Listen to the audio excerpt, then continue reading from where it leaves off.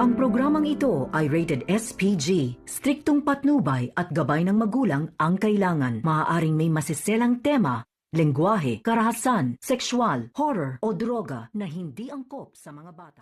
Gandang araw mga kapamilya, nandito naman tayo sa ating paboritong palabas sa aking munting channel, APG's Batang Quiapo.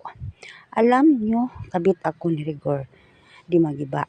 Dinala ako niya sa bahay niya at binuntis ako sa kanya. Ano ang sabi ni Sir Suarez?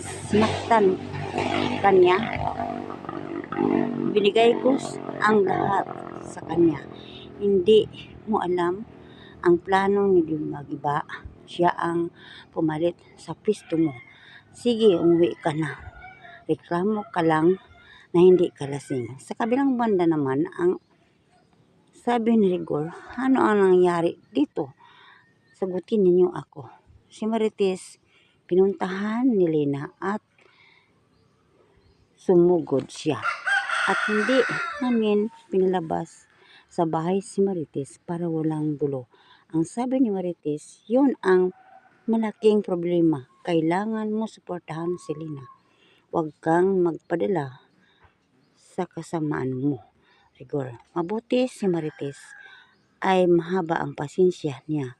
Siguro kung ibang babae pa, nakulong na kayo.